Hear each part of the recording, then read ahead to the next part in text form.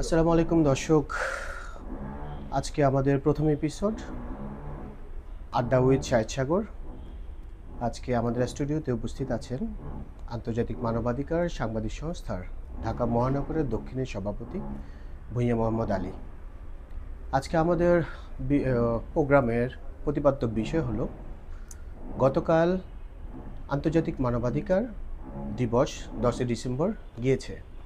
তো আমরা আমাদের অতিথি থেকে শুনবো বাংলাদেশের কতটুকু মানবাধিকার চর্চা করা হয়। আমরা শুনবো আমাদের অতিথির মুখ থেকেই। ওকে, থ্যাংক ইউ মিস্টার শাহেদ সাগর, আপনাকে অসংখ্য ধন্যবাদ। আপনি জানেন যে আমাদের গতকালকে সারা বিশ্বেই মানবাধিকার দিবস পালিত হয়েছে, ৭৭তম মানবাধিকার দিবস। এবং আপনি জানেন যে সে 1948 সালের 10 ডিসেম্বর সারা বিশ্বেই এই দিবস পালিত শুরু হয়েছে।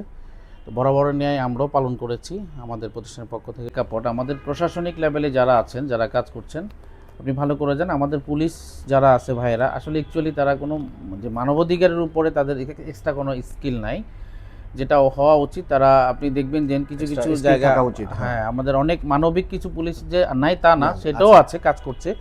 আলটিমেটলি আসলে প্রত্যেকটা প্রশাসনিক যারা নিয়োগপ্রাপ্ত হয় তাদেরকে অন্তত ফার্স্ট আওয়ারে বিগিনিংয়ে তাদেরকে হচ্ছে যে স্কিল করা উচিত, কিভাবে মানুষের অধিকার নিয়ে তারা কাজ করে। অ্যাকচুয়ালি তো তারা মানুষের অধিকার নিয়ে কাজ করে, কিন্তু অ্যাওয়ারনেসটা এরকম থাকে না যে তারা আসলে বুঝে না যে কোনটা একজন পার্সনের অধিকার, যে রাইটসগুলা, বেসিক রাইটসগুলো শুধু আমরা এটুকু জানি যে অন্ন, বস্ত্র, বাসস্থান, শিক্ষা, চিকিৎসা, এগুলা নিয়ে আমরা অতটুকু জানি। কিন্তু আমার যে আসলে কথা বলার যে একটা স্বাধীনতা, দ্যাট ইজ মাই রাইটস, এটা অনেক বেশি আমাদের গুরুত্বপূর্ণ। বিগত সময়গুলোতে বাংলাদেশে আপনি জানেন যে কথা বলার স্বাধীনতাটাও ছিল না, সে বাক স্বাধীনতাটা ছিল না। বাট রাইট নাও আমরা 5 জুলাইয়ের পরে আলহামদুলিল্লাহ আমরা মোটামুটি অন্তত একটা জায়গায় যে মানুষ সচেতন হয়েছে। আপনি দেখবেন যে আমাদের শিশু থেকে শুরু করে বৃদ্ধ পর্যন্ত প্রতিবাদ করার যে সুযোগটা হয়েছে, এই যে রাইটসের বিষয়ে কথা বলার যে সাহস, সেটা বিগত সময় ছিল না। বাট আপনি যেটা বলতে চাচ্ছিলেন মানে বর্তমান সময়ে এখন মানবাধিকার আমরা আসলে ফিরে পাচ্ছি, কথা বলার স্বাধীনতা ফিরে অনেকটাই আমরা সেই জায়গাটাকে হচ্ছে যে আমরা আমি দেখছি অনেকেই যে প্রতিবাদের যে জায়গাটা, এই যে জিনিসটাই বলছিলাম আর কি, যে এখন মানুষের বাক স্বাধীনতার জায়গা থেকে মানুষ সাহসী হয়ে কথা বলার যে একটা অন্তত তাদের রাইটসটা তারা ফিরে পেয়েছে, এটা আমার মনে হচ্ছে আমরা সব জায়গায় যেটা দেখতে পাচ্ছি।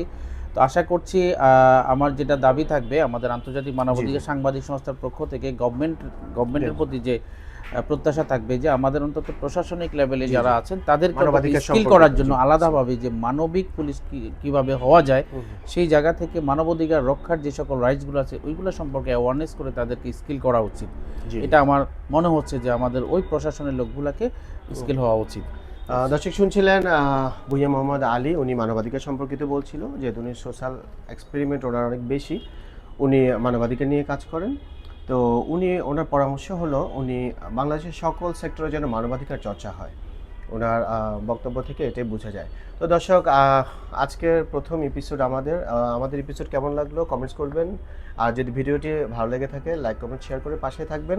পরবর্তীতে আবার কোনো আপনাদের পছন্দের কোনো মানুষের সাথে আমাদের স্টুডিওতে দেখা হবে আবার। ততক্ষণ পর্যন্ত ভালো থাকবেন, ধন্যবাদ, আসসালামু আলাইকুম।